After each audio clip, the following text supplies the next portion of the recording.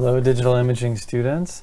I'm excited to have had a chance to look at some of the work that you guys did this past week through the scavenger hunt assignment. You guys did some great stuff.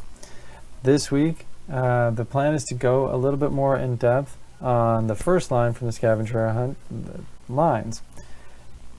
Lines are a great way to add visual interest to our photographs, and they're also a great way for us to signal our viewers to literally point them in the direction that we want them to look. Let's take a look at for our assignment for this week. We're going to do 4 different things, 4 different kinds of lines that we're going to incorporate into our pictures. I've taken some of your pictures that you've given as examples, and we're going to talk about each one, and then we're going to go through. I'm going to try to keep this under 5 minutes because I want you guys getting out there and taking pictures as quickly as I can.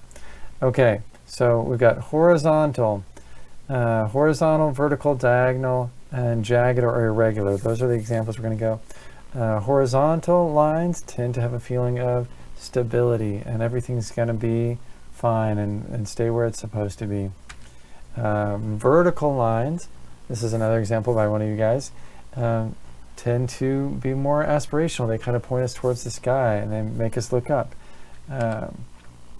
Diagonal lines introduce a feeling of movement, which is great when we're talking about a medium that doesn't naturally feature movement. We can introduce diagonal lines, and that can create a sense of movement. Just for fun, I took this picture and I used the straighten tool and I cropped it so that the main pillar is straight up and down, and you get a really different feeling looking at this picture versus this picture.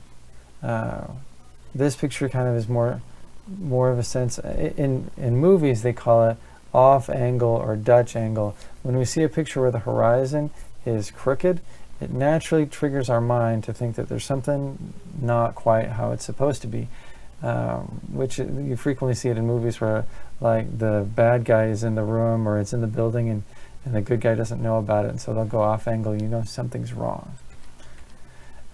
Here's the example that you guys took that I picked for the example of jagged or irregular lines.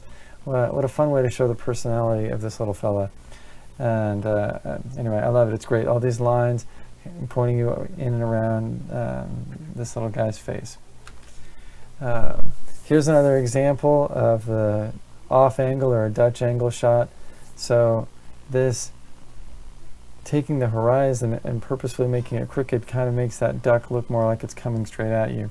Again, just for fun, I cropped it with a flat horizon, a level horizon, and it's still an interesting image. Why is the big duck in the road?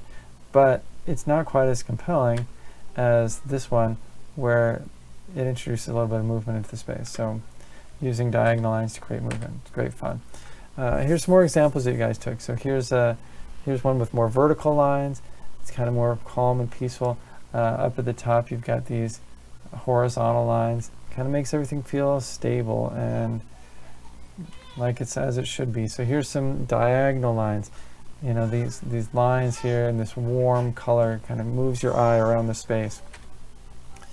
Here's another one of your shots that uses these circular lines that draw you in, kind of like a whirlpool, pulling your eye into the middle of your image.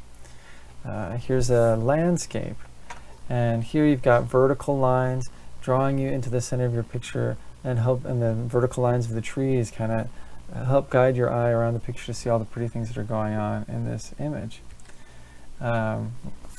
Okay, also to end us, I wanted to show you 2 different piano shots. This one that's more horizontal lines compared to this one where the lines are more along a diagonal.